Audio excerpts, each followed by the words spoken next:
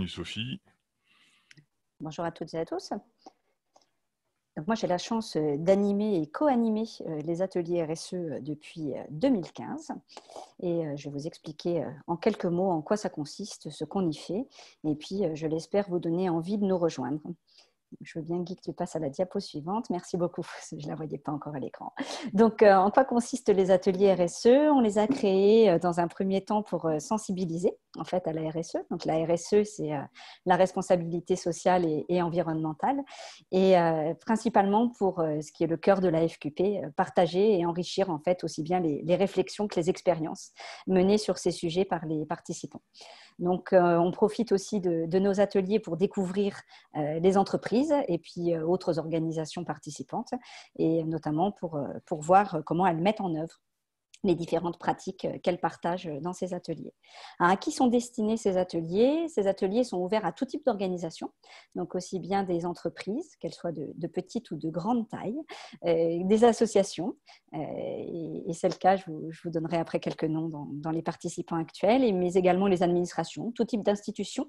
Le principe de base étant d'avoir commencé à mettre en place une démarche RSE ou avoir l'intention de, et donc quel que soit le niveau de maturité.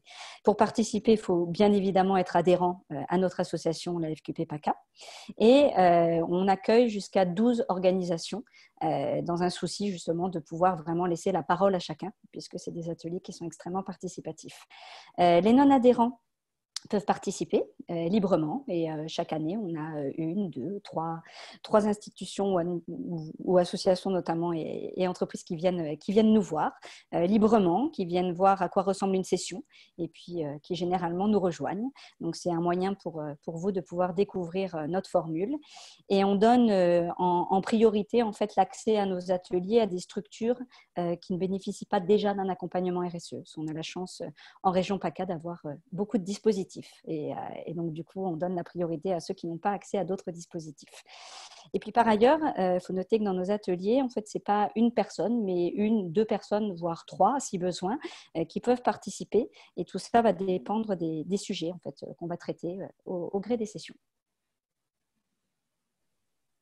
Donc, pour vous donner un exemple, là, je vous ai mis les noms des participants de cette année. Donc, il faut savoir que pour beaucoup d'entre eux, c'est des participants de longue date, depuis 2015, et puis certains nous ont rejoints en route. Donc, on a Arco Pharma, on a dans le secteur de l'hôtellerie, l'hôtel Capedon Rock et l'hôtel Martinez. On a également les laboratoires Genévrier, Exhibit Group, donc sur le secteur de l'imprimerie. On a aussi, je vous disais, une association qui est Méditerranée 2000. On a la CPAM, donc des Alpes-Maritimes qui participent également. Et puis, des entreprises d'autres secteurs, telles que Rani, sur l'éclairage public, SMR, qui est une TPE aussi, qui est basée à Nice, et puis Sophia Cosmétique. Et notre partenaire historique, si je puis dire, et opérationnel, la CCI Nice Côte d'Azur, qui participe notamment au titre de sa propre démarche RSE. Alors, comment ça fonctionne? On a mené jusqu'à maintenant 25 ateliers, donc qui sont, vous le verrez sur la photo tout en haut, qui est celle du début des ateliers de cette année, participatifs et conviviaux. On a deux types d'ateliers. On a des ateliers thématiques et des ateliers de co-développement. Dans les ateliers thématiques, en fait, en début d'année, les participants co-construisent la liste des thèmes sur lesquels ils ont envie de travailler et de progresser ensemble.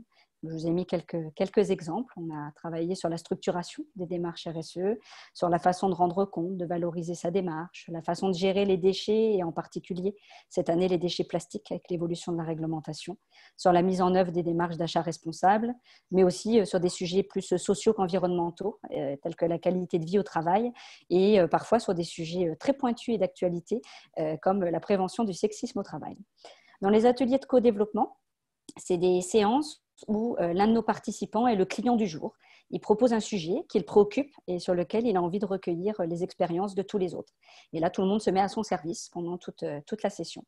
Donc, dans les exemples qu'on a traités, on a travaillé sur les plans de déplacement entreprise, sur la façon de fédérer aussi en interne au sein des organisations, mais aussi sur le dialogue avec les parties prenantes et plein d'autres sujets.